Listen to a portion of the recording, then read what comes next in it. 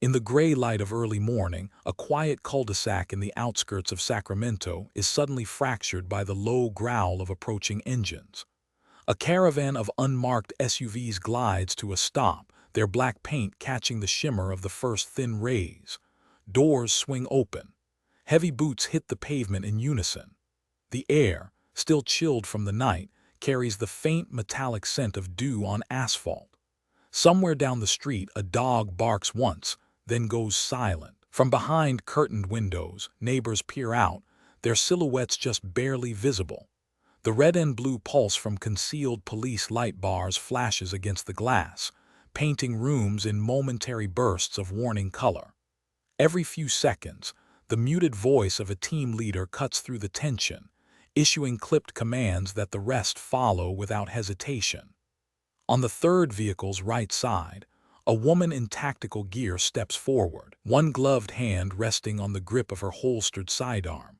Her eyes scan the target house, a one-story home with a small porch, flower pots wilting under weeks of neglect.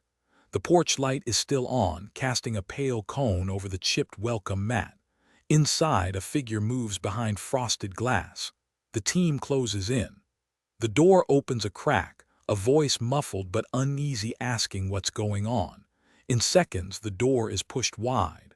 The man who appears is in his mid-70s, hair thin to white, wearing a faded brown sweater over pajama pants. His eyes dart left and right, as though seeking a familiar face among the strangers surrounding his home. Before he can speak again, the lead officer steps in, announces his name, and tells him he is under arrest for the murder of a woman in Sacramento, a murder committed more than 50 years ago. For a moment, the man stands frozen, as though the words themselves cannot find a place to land. His mouth opens slightly, but no sound emerges. A neighbor, a woman in her 60s clutching a robe tight around her frame, watches from across the street. She cannot reconcile the man she has known for years, polite, quiet, offering a wave every Tuesday morning, with the man now having his hands pulled behind his back. The steel of the handcuffs clicks shut, the sound sharp and final against the low hum of the street. As officers guide him down the steps, the neighbor catches his eyes for a fleeting second. She will later describe them as hollow, as if already looking somewhere far away. The sun is just cresting the rooftops now, and its glare catches the lenses of the cameras stationed discreetly at the end of the block, waiting to capture this moment. Inside the lead SUV, the man sits rigid, his wrists bound, his gaze fixed on the horizon. Outside, a plainclothes investigator leans against the hood of his car, flipping through a folder thick with photographs and reports that have yellowed with time. At the very top, clipped in place, is a single, high-resolution image taken only weeks ago, a forensic reconstruction of a microscopic sample recovered in 1970. Under the fingernails of a young woman brutally murdered in her apartment, investigators had found traces of skin and blood. At the time, it meant little. Today, it means everything. In the quiet between the movement of vehicles and the crackle of radios, there's the faint sound of a helicopter in the distance. Somewhere in the city, life is proceeding as normal, commuters merging onto freeways, coffee shops opening their doors, unaware that in this small corner of Sacramento, the end of a story decades in the making has finally begun. The forensic report in that folder contains a DNA match. It is irrefutable. It points to the man now sitting silently in the backseat, his reflection broken into fragments by the reinforced glass. Half a century ago, his name never appeared in the investigation files. He was never questioned, never considered. The case had stalled, and over time the city forgot. But the evidence never did. That tiny fragment of skin, invisible to the naked eye, had been waiting in the darkness of an evidence vault, untouched, unchanged, holding onto a name no one knew they were looking for. And now, in 2025, technology has finally caught up with the truth it carried. Investigators will say later that the DNA profile emerged so clearly. It was like a voice speaking after decades of silence. It cut through every false lead, every dead end, and landed with precision on a single identity. But in this moment, as the last of the vehicles roll away from the curb and the flashing lights fade into daylight, the only thing left on this street is the unease that lingers when the familiar suddenly reveals itself as dangerous. Neighbors close their curtains, but their minds remain open, replaying every brief encounter, every small kindness, now under a new and chilling light. In the days to come, Sacramento will learn the full weight of what happened. They will hear about the night in 1970 when a young woman's life ended behind a second-story door. They will revisit photographs of a crime scene preserved in the brittle tones of old film. They will be told that the man they thought they knew was living with this secret for more than 50 years. But there is one question that no press conference, no forensic breakthrough, and no arrest can answer in a single morning. Why him? Why now? And why did it take half a century for a sliver of evidence to speak? That answer begins not with the arrest you've just witnessed, but with a night in Sacramento when the air was cold, the streets were quiet, and one open balcony door set into motion a chain of events no one would understand until it was far too late. October in Sacramento carried a certain stillness, the kind that seemed to press against the walls of every building and seep into the bones of the people who lived there. By the middle of the month, the air was dry but cool, carrying the faint smell of fallen leaves beginning to decay on neatly trimmed lawns. In the courthouse district, the trees lining the streets were shedding yellow and brown foliage, scattering them across the sidewalks and into the gutters where the wind pushed them in slow, scraping swirls. On the evening of October 25, 1970, a pale orange glow clung to the horizon before fading into a deep blue sky, the kind that hinted at the early arrival of winter nights. In a second-story apartment just 2 blocks from the Sacramento County Courthouse, a warm light shone through thin curtains. The faint hum of an AM radio drifted through the slightly open balcony door, its tinny speaker playing a mellow jazz standard popular at the time. Inside, Laura Mitchell sat at her kitchen table, a neat stack of court files beside her, each bound with string and marked with the date for an upcoming trial.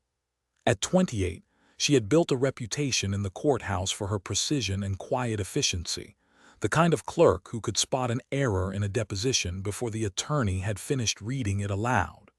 Laura lived alone, and by all accounts she liked it that way.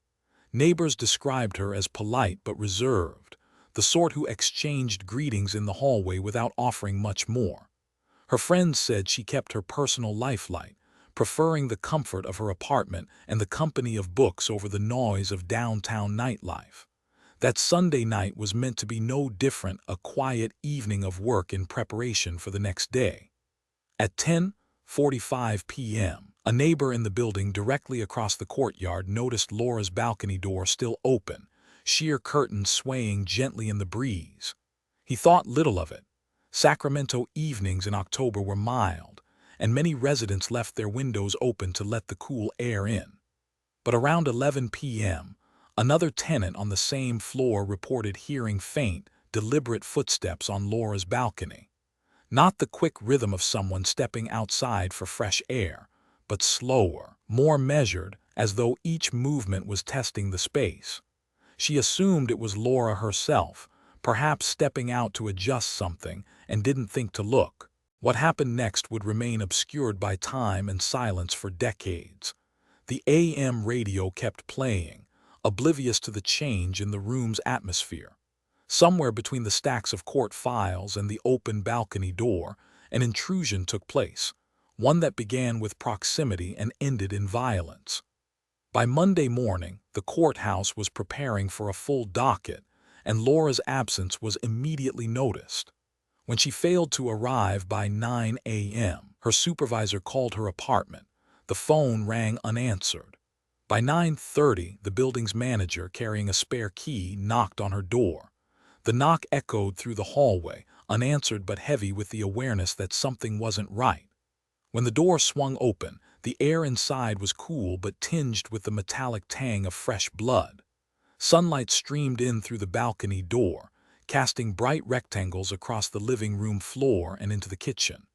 The AM radio had gone silent, its dial still lit but its speaker producing nothing but a faint electrical hiss. In the bedroom, the scene was frozen in a grim stillness. Laura lay on the carpet beside her bed, her hair spread in a fan across the floor, her clothes disheveled, her skin already paling in the morning light. Multiple stab wounds marked her torso, each precise yet frenzied, a contradiction that would trouble investigators for years. There were defensive injuries on her arms and deep scratches along her hands, suggesting she had fought back with everything she had. The forensic technician who arrived later would record faint traces of what looked like skin under her fingernails, mixed with her own blood. It was collected and sealed in a small envelope, labeled with the date and case number, then stored away with the rest of the evidence. In 1970, such a sample could be examined for blood type at best. DNA as an investigative tool was still more than a decade away from even being imagined in a courtroom. The balcony door remained open, its frame unmarked by forced entry. Outside, the second-story ledge extended toward the adjacent apartment, making it possible for someone to cross over without using the front entrance. On the balcony railing, a single smudge of something dark was visible but too faint to confirm as blood. Neighbors gathered in small knots near the entrance to the building as police worked inside. They whispered to one another, voices low, their eyes repeatedly glancing toward the second-floor windows. The building's courtyard, normally filled with the smell of fresh-cut grass and the distant chatter of radios or televisions, now felt stripped of sound and scent, overtaken by the sterile presence of law enforcement. The lead investigator that morning made a note in his log: victim last seen alive evening prior, likely time of death between 11 p.m. and 1 a.m. It was a narrow window, but it left too many possibilities. No signs of robbery, no sexual assault confirmed at the scene, no forced entry through the main door. The only irregularity was the open balcony, a detail that would be both an early clue and an enduring mystery. By late afternoon, Laura's body had been transported to the county morgue, the apartment cordoned off with police tape. The manager locked the front door, his hands trembling slightly as he turned the key. Inside, the smell of antiseptic and dried blood lingered in the air, clinging to the walls and to the fibers of the carpet. For the detectives assigned to the case, it was the beginning of an investigation that promised complexity. For the community, it was the abrupt end of the illusion that this quiet stretch of Sacramento was untouched by the kind of violence they read about in larger cities. People began locking their doors earlier in the evening, drawing their curtains tight, and avoiding the courtyard after dark. What no one could have predicted then was that the most valuable piece of evidence had already been collected and sealed in an unremarkable paper envelope, placed in the corner of an evidence vault. Its significance, invisible in 1970, would not come into focus until half a century later, when the science finally caught up to the secret it held. And on that quiet October morning, as police packed up their gear and the building settled back into uneasy silence, no one standing in that courtyard could have known that the true story of Laura Mitchell's last night was far from over. In the first 48 hours after Laura Mitchell's body was found, Sacramento police worked under the assumption that the killer was someone she knew. The narrow window of time, the absence of forced entry at the front door, and the victim's profession within the courthouse all pointed investigators toward her inner circle. By noon on October 26, detectives had compiled a short list of potential suspects. At the top was her former boyfriend, a man she had broken up with just 3 months earlier. He was brought in for questioning before the day was over, seated under the harsh fluorescent lights of the interrogation room. He admitted they had argued in the past, but he denied any contact with her in recent weeks. His alibi placed him at a card game with friends on the night of the murder, and each one confirmed his presence. The detectives kept him in the file but quietly moved on. Their next focus was a male colleague from the courthouse, someone who had reportedly walked her home a few times in the past. He was cooperative but defensive, pointing out that anyone in her building could have seen her working late that night. He allowed them to search his apartment, his car, even his laundry hamper. Nothing tied him to the crime. Despite this, the investigation remained locked on the theory of a personal connection. The idea of a stranger climbing onto her balcony in a quiet part of the city seemed improbable to them. Forensics in 1970 offered few advantages. Crime scene technicians recovered a partial shoe print from the carpet near the bedroom door, the pattern faint, distorted by the pile, and too incomplete to link to any specific brand. They also collected a single light-colored hair from the bedsheet. It did not match Laura's. Without the ability to run it through a database or perform DNA analysis, the hair became just another piece of physical evidence without context. In the language of the time, it was of possible investigative value, but in practice, it sat in an envelope alongside dozens of others. The press seized on the balcony detail, giving the case a name that would follow it for decades: the balcony murder. Reporters sketched the second-story apartment in black ink for the front pages, arrows showing the open door, the ledge connecting to the neighboring unit, the narrow drop to the courtyard below. Each retelling in the newspapers subtly exaggerated the daring of the intrusion, turning it into a near-mythical break-in. But this public framing had an unintended effect. People assumed the killer must have been agile, possibly young, possibly male.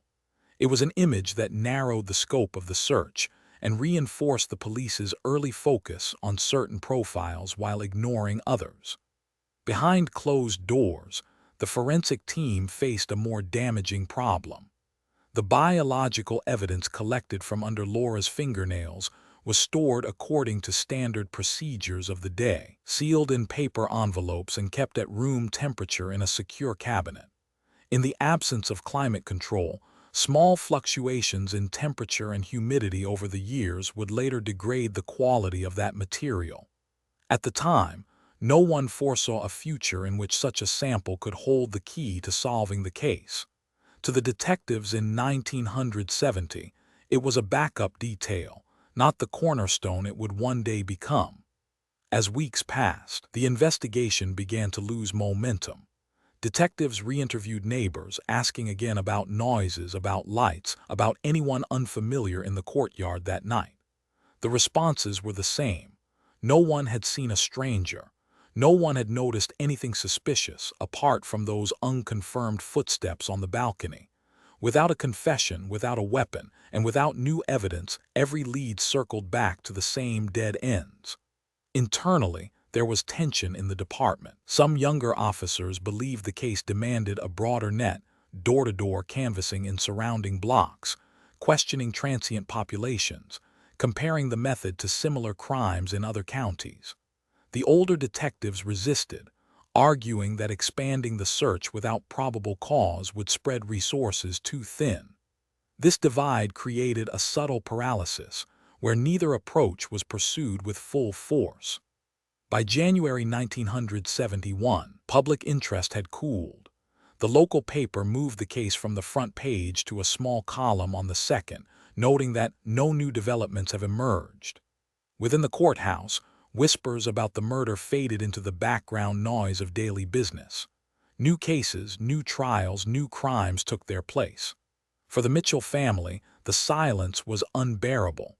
They visited the station every few weeks, sitting in the lobby until a detective would come out to speak with them. Each time the answer was the same: the case was still open, still active, but there was nothing new to report. The mother's questions grew sharper. Why was no one arrested? Why had the hair not led anywhere? Why had they not searched further? She never got the answers she wanted. The official report from early 1971 shows the slow death of the investigation in writing. The suspect list dwindled to 2 names, both already vetted extensively.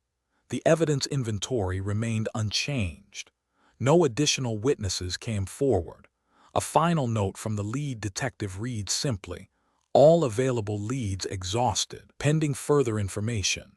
In reality, the decision to scale back was less about exhaustion and more about probability.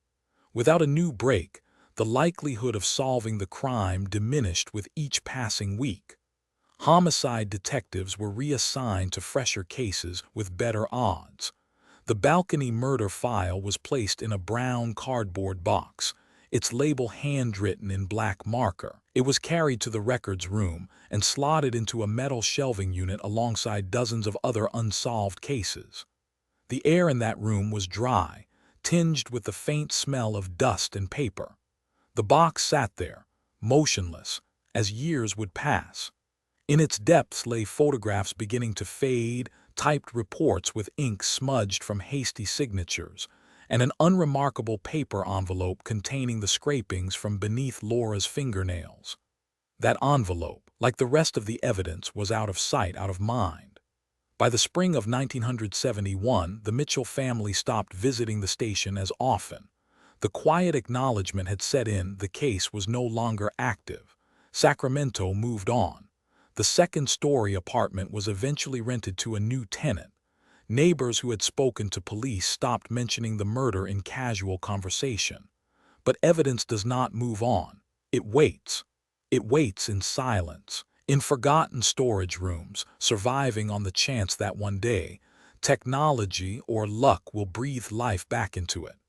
And in a locked cabinet in Sacramento, a name was waiting too. A name no one would connect to Laura Mitchell for more than 50 years. The years after Laura Mitchell's death passed in slow increments for her family.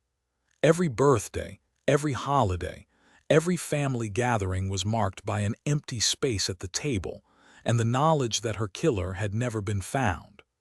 Her mother, who had once called the police station every month for updates, began making fewer calls as the decades wore on. Not because the grief had faded, but because each conversation ended in the same place, with polite voices telling her there was nothing new to share.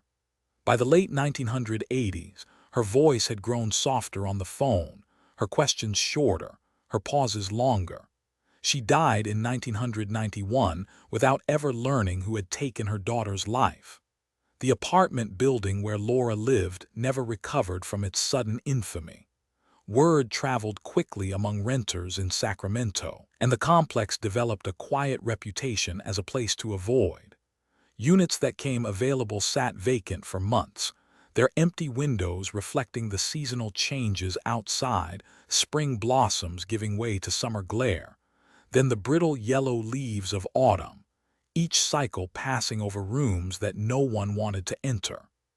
The few tenants who stayed long-term spoke in lowered voices about the night of the murder, as though saying her name aloud might invite something unwanted back into their lives. Over time, the building's hallways took on a different atmosphere, one of neglect rather than community. The smell of fresh paint was replaced by the must of closed spaces, and the sound of neighborly conversation in the courtyard was replaced by the hum of distant traffic. Detectives came and went, each inheriting the case with a sense of obligation, each eventually passing it on to the next when nothing new emerged. By the late 1970s, the file had been pulled from storage twice. Once in 1977, when a man arrested for a series of assaults in a nearby county claimed to have information about an old balcony stabbing. And again in 1983, when a prisoner in federal custody offered to trade confessions for a reduced sentence. In both instances, investigators conducted interviews, reviewed details, and compared statements to the evidence on file. In both, the information fell apart under scrutiny. The 1977 suspect had been incarcerated at the time of Laura's death. The 1983 informant had invented details easily found in newspaper archives, but failed to describe the interior of her apartment accurately. Each failed lead carried a cost. For the detectives, it was the erosion of energy, the slow acceptance that the case might never be solved. For the community, It was a renewal of the quiet fear that someone capable of such violence had walked away unnoticed and unpunished. The case became something people only mentioned in passing, as a piece of local lore, a story for new tenants, a warning to keep doors locked, a reminder that sometimes the truth doesn't come out. In 1996, the file surfaced again when advances in forensic science allowed for more sensitive DNA testing. The samples from under Laura's fingernails were re-examined, but the results were inconclusive. Decades of storage under less than ideal conditions had degraded the material, leaving scientists with only partial profiles. Those partials were run through the national database, but no match was found. The test was recorded in the case file as an investigative step completed negative result, and the box returned to its shelf. By the early 2000s, the building where Laura had lived underwent renovations. Fresh paint covered the aging walls, new carpet muffled footsteps in the hallways, and modern light fixtures brightened spaces that had been dim for years.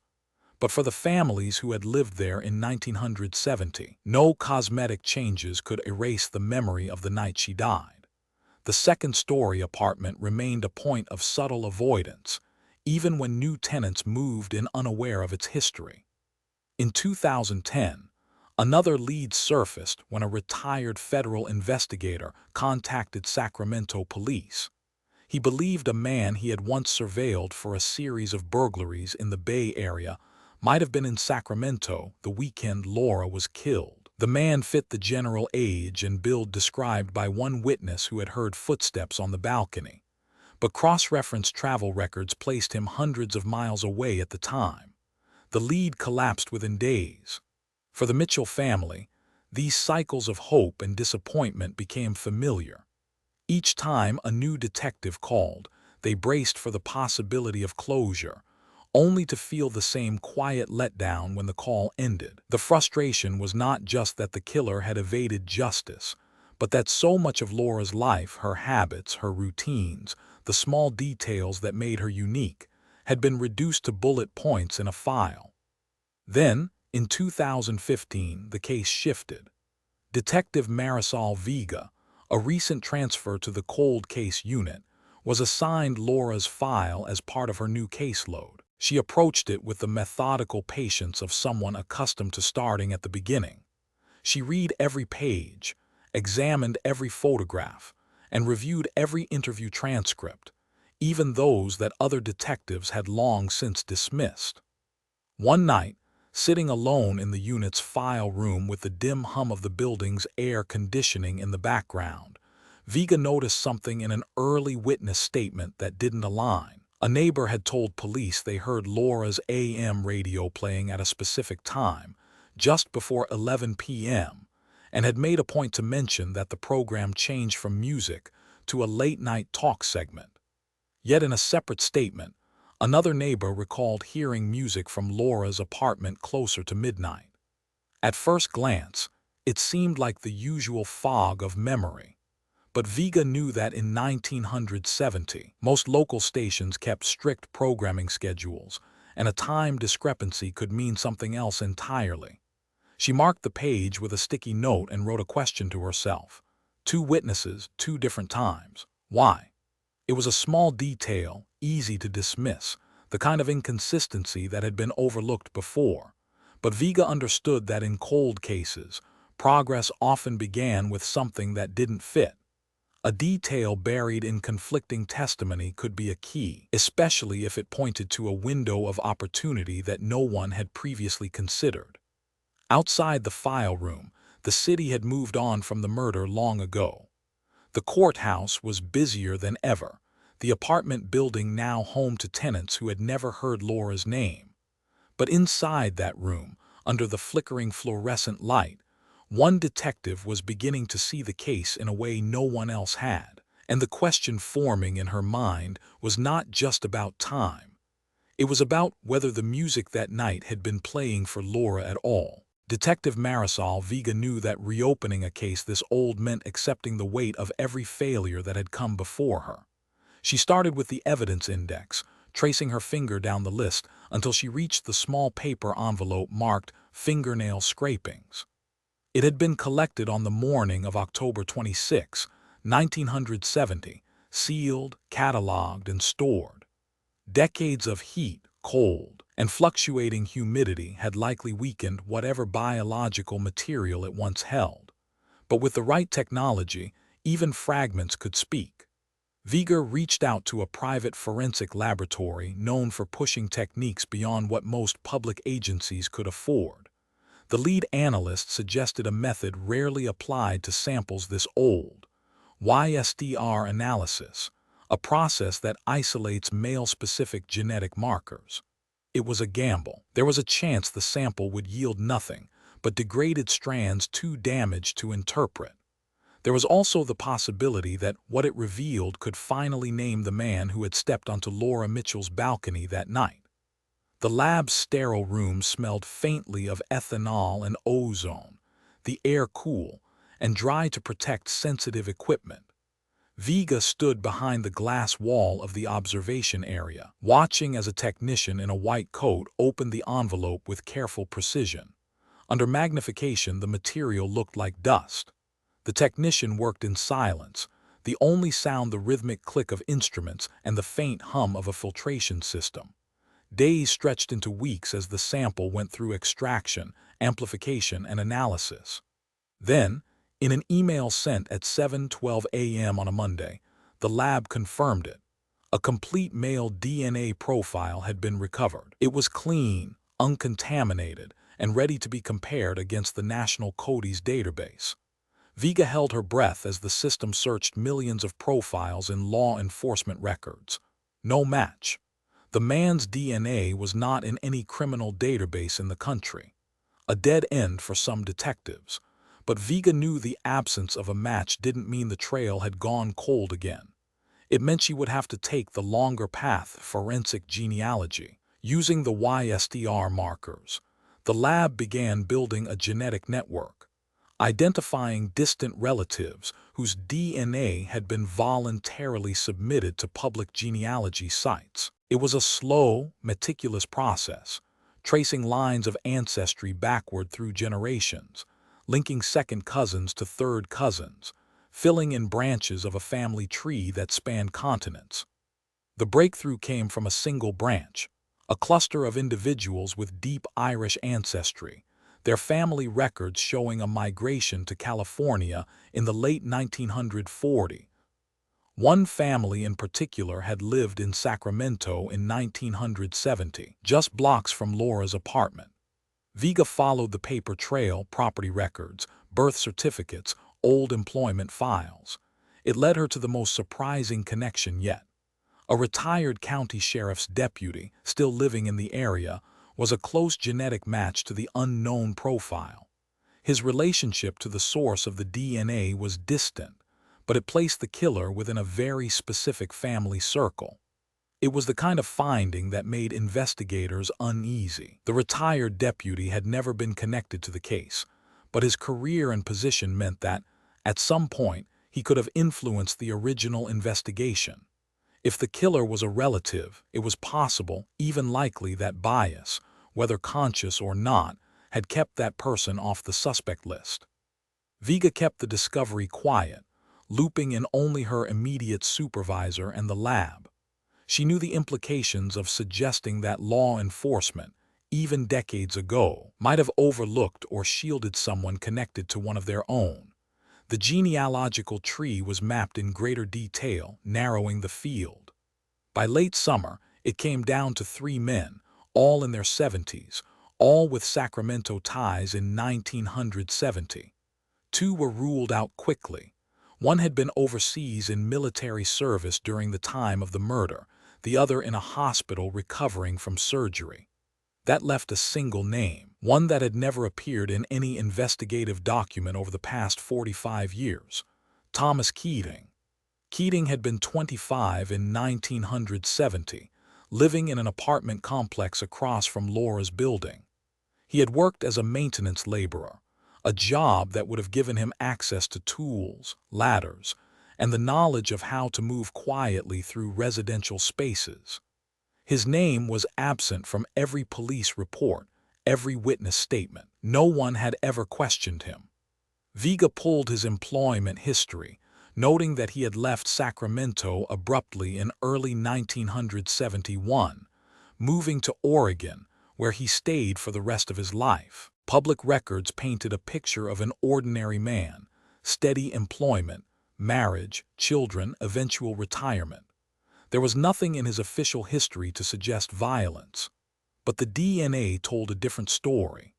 She stared at his photo from a 1970 driver's license renewal, grainy and washed out, but still showing the set of his jaw, the curl of his hair, the eyes that now stared back at her from decades in the past. Somewhere behind those eyes was the answer to the question that had haunted the Mitchell family for half a century. It was no longer a question of whether Thomas Keating was involved. It was a question of how to approach him without alerting him to the weight of the evidence now bearing down. Vega knew that the moment he realized he was a suspect, any chance to collect confirmatory DNA without a warrant could vanish. Her plan would require patience. She began tracking his routines, noting where he shopped, where he walked, where he paused for coffee. The goal was simple: find an opportunity to collect something he touched, something he discarded that could be analyzed without his knowledge. In the cold case unit's conference room, the genetic tree remained tacked to the wall, lines of ink connecting distant cousins, branching out from a single name written in red. Underneath, in Vega's handwriting, was a date circled twice, the day she planned to make her move. The original investigation had never looked in his direction. Now, everything pointed toward him. And in a case where evidence had waited more than 5 decades to be heard, it was finally time to see if the DNA that had survived under Laura Mitchell's fingernails could speak his name aloud. Thomas Keating's name sat at the center of the board in the cold case unit, circled in red ink. Detective Marisol Vega knew she could not take it to the district attorney on genealogical evidence alone. She needed a direct sample, something that would stand in court and erase any doubt. But before she could move, she had to know who he really was. The records painted an odd contrast. In 1970, Keating had been a maintenance worker at the apartment complex directly across from Laura Mitchell's building. His job required him to fix locks, replace windows, and occasionally climb onto second-story ledges to clean or make repairs. Residents from that period recalled him faintly, describing a young man who spoke little, kept his head down, and completed his work without lingering. There were no police reports against him, no visible blemishes on his record. Vega dug deeper, combing through crime reports from the year of Laura's murder. 2 unsolved break-ins caught her attention. Both occurred within a 6-block radius of Laura's home. Both involved a second-story balcony entry, and in both cases the intruder had fled without taking anything when confronted by the occupants. Neither case had been linked to Laura's murder at the time, but the similarities in method were difficult to ignore. The suspect descriptions from those reports were vague: a man in his 20s, medium build, dark hair, but they aligned with Keating's appearance in 1970. What troubled Vega most was how quickly Keating had left Sacramento. Employment records showed that by February 1971, only 3 months after Laura's death, he had relocated to Oregon.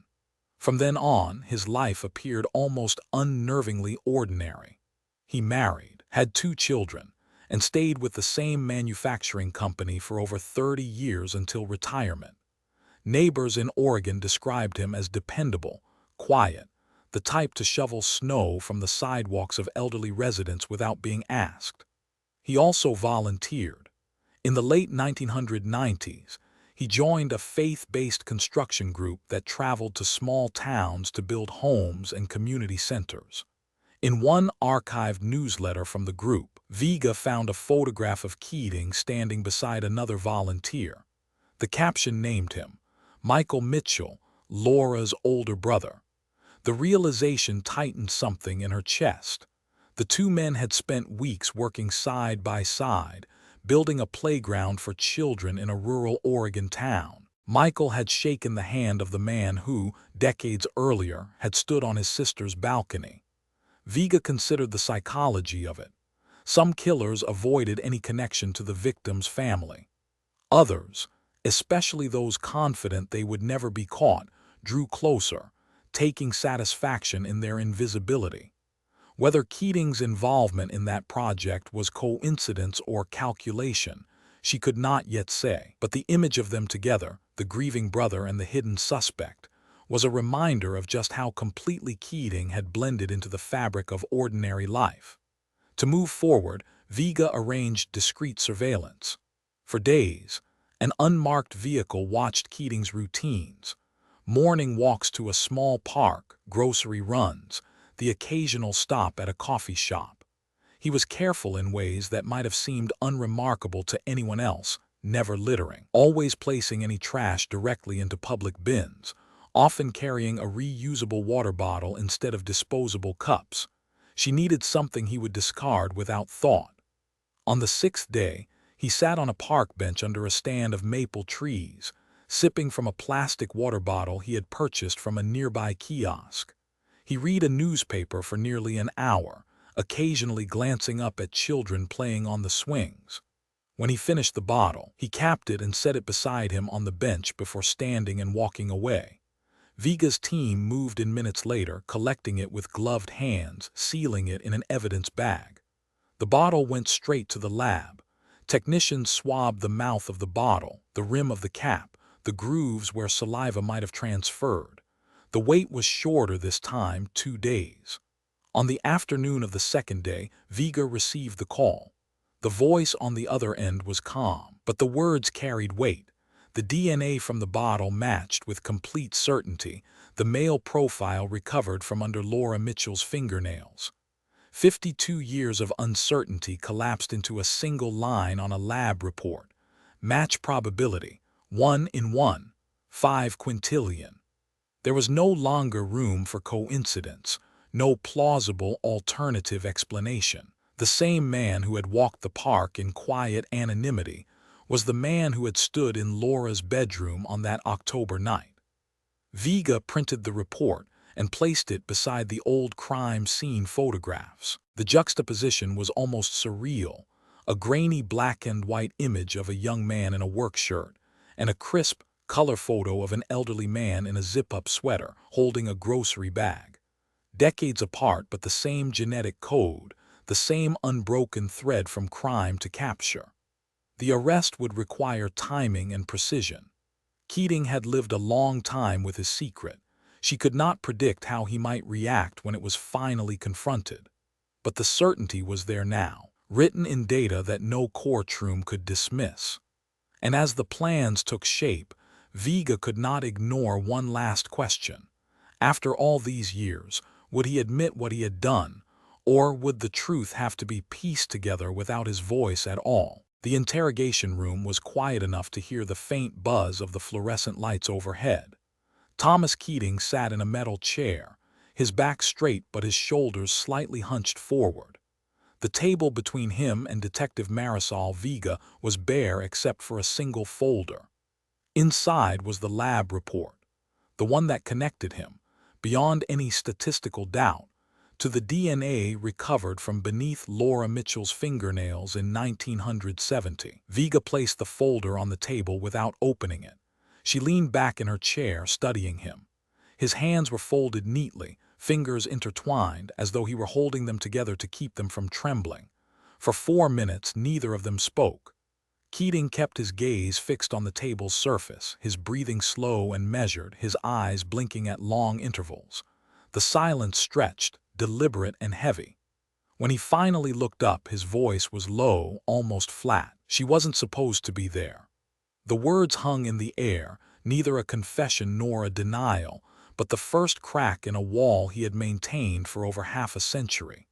He began to speak in fragments, as if sorting through memories he had kept locked away. He told them he had been drinking that night, alone in his apartment. He had decided to cross into Laura's building, intending to take valuables from an empty unit. He claimed he thought her apartment was unoccupied until he saw her. According to his account, she had confronted him near the bedroom. She fought back, clawing at his face and arms. In that moment, he said, panic took over. He pulled a knife from his jacket, the blade something he carried from his maintenance work, and lashed out. Forensic evidence collected in 1970 aligned with this description.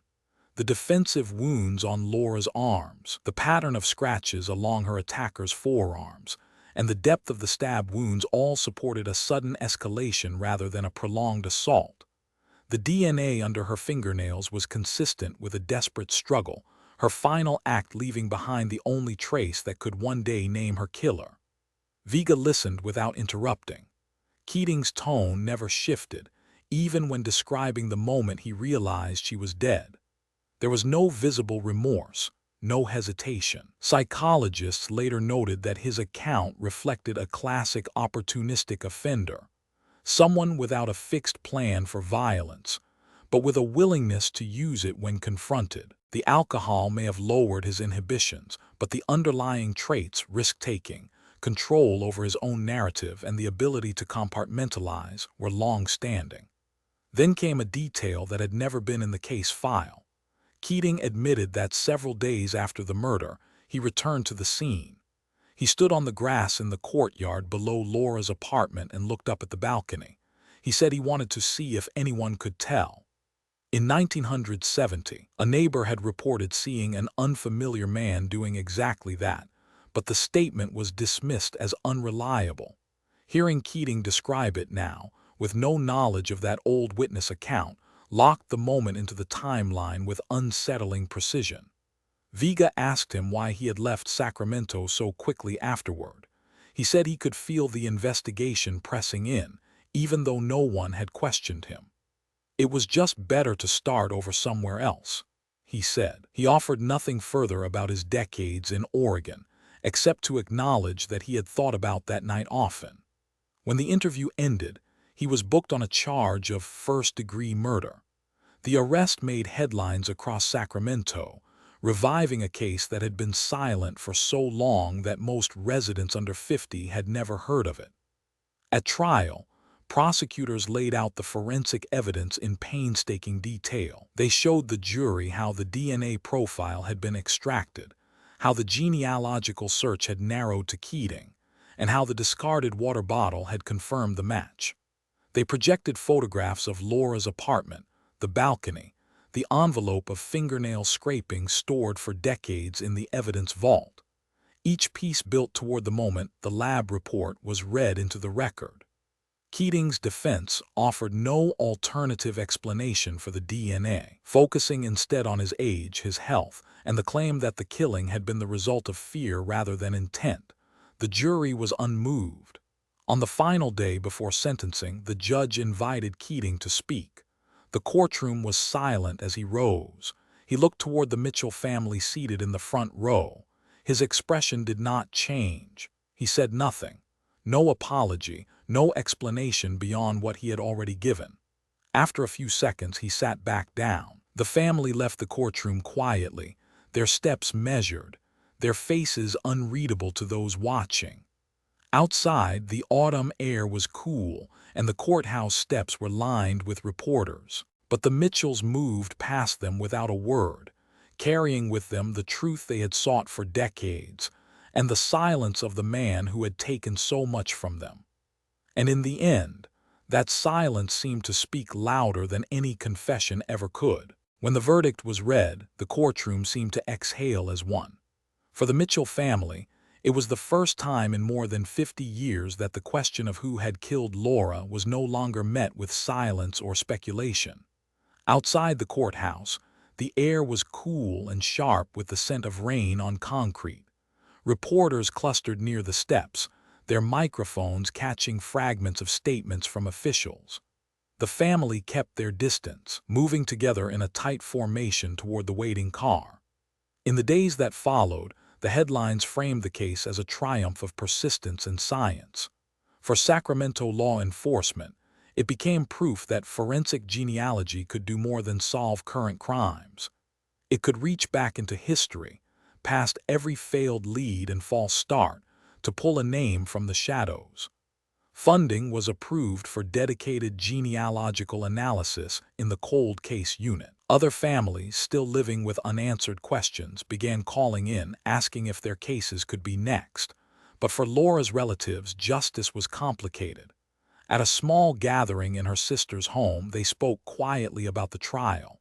There was relief in knowing the truth, but no one pretended it erased the years in between. One family member said simply, "It's not closure, it's a conclusion." The words lingered in the room, heavier than the sound of the rain tapping against the windows. Detective Marisol Vega filed the final report with an attention to detail that mirrored her first day on the case. In the evidence section, the envelope containing the fingernail scrapings was listed alongside a note, "Retained for archival purposes." It would remain in storage, preserved as both evidence and reminder, a small fragment of a life that had refused to be silenced. In a locked cell at the county detention facility, Thomas Keating adjusted to the rhythm of confinement.